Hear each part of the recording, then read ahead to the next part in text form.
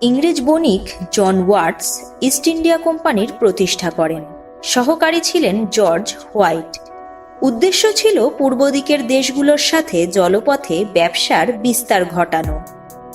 সে সময় কারো পক্ষে এটা কল্পনায় আনাও সম্ভব হয়নি যে ব্যবসা করতে এসে এই কোম্পানি একদিন পুরো ভারতীয় উপমহাদেশ গ্রাস করবে, গোলাম বানিয়ে পদতলে পৃষ্ঠ করবে এখানকার মানুষদের। 1600 সালের 31শে ডিসেম্বর ইংল্যান্ডের রানী প্রথম এলিজাবেথ ইস্ট ইন্ডিয়া কোম্পানিকে 21 বছর ভারতে বাণিজ্য করার অনুমতি দেয়।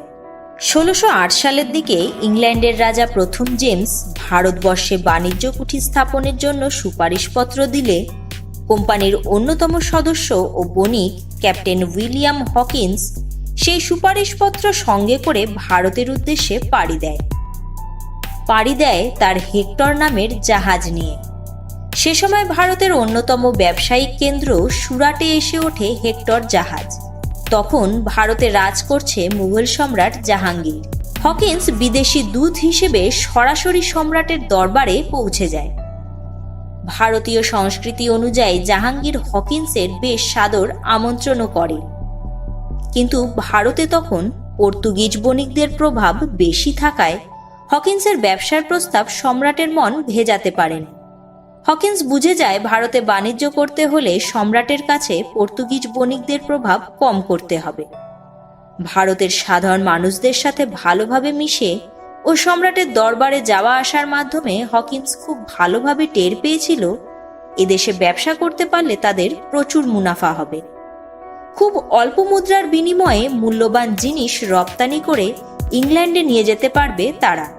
সেই বুঝে সে তার সহকারী বণিকদের নিয়ে বেশ কিছু পর্তুগিজ জাহাজ গোপনে লুট করে। পরিস্থিতি এমন দাঁড়ায় যে সম্রাটের কাছে পর্তুগিজ বণিকদের বিশ্বস্ততা ধীরে ধীরে কমতে থাকে। ফলস্বরূপ জাহাঙ্গীর হকিন্সের বাণিজ্যিক প্রস্তাবে রাজি হয়। শুধু তাই নয়, শাহী ফরমানও দেয় যাতে সুরাটে ইস্ট ইন্ডিয়া কোম্পানি একটি ছোট কারখানা তৈরি করতে পারে।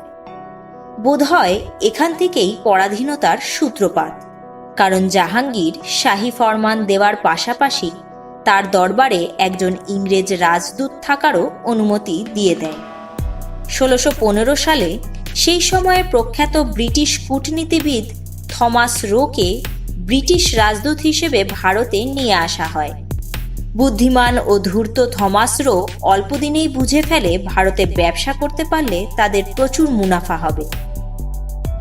তাই সে তার কূটনৈতিক চালে ও বাকপটুতার মাধ্যমে সম্রাট জাহাঙ্গীরকে বোঝাতে শুরু করে দেয় ব্রিটিশরা অন্যান্য বিদেশি শক্তির তুলনায় অনেক বেশি বিত্তশালী ও প্রভাবশালী। এমনকি প্রয়োজনে ভারতে কোনো বিদেশি শক্তির আক্রমণে ব্রিটিশদের থেকে সুরক্ষা দেওয়ার প্রতিশ্রুতিও দেয় সম্রাটকে। সবকিছু ভেবে জাহাঙ্গীর এই প্রলোভনপূর্ণ প্রস্তাবে পা দিয়েই ফেলে, আর থমাস রোকে বিশেষ শাহী ফরমান দেয়, যার ফলে ইস্ট ইন্ডিয়া কোম্পানি ভারতে বাণিজ্য করার বিশেষ সুবিধা পায়। পাশাপাশি বিজয়নগর সাম্রাজ্য থেকে ব্যবসার অনুমতি, মাদ্রাজে নতুন একটি কারখানা তৈরি, বাণিজ্যিক দিক থেকে এইভাবে ইস্ট ইন্ডিয়া কোম্পানির অগ্রগতি হতে থাকে। 1615 সাল থেকে 1618 সাল পর্যন্ত থমাস রো ভারতে ইস্ট ইন্ডিয়া কোম্পানির শক্ত ভিত গড়ে তুলতে সমর্থ হয়। 1651 সালে শাহ সুজার হাত ধরে বার্ষিক 3000 টাকার বিনিময়ে ইংরেজরা বাংলায় বাণিজ্য করার অনুমতি পায়। 1672 সালে সম্রাট ঔরঙ্গজেবের রাজত্বকালে ইস্ট ইন্ডিয়া কোম্পানি বাংলায় ব্যবসার ব্যাপক বিস্তার ঘটায়। 1690 সালে যোগচার্ণকের আগমনের পর কলকাতা, সুতানুটি ও গোবিন্দপুরেও ইংরেজদের বাণিজ্যিক বিস্তার শুরু হয়।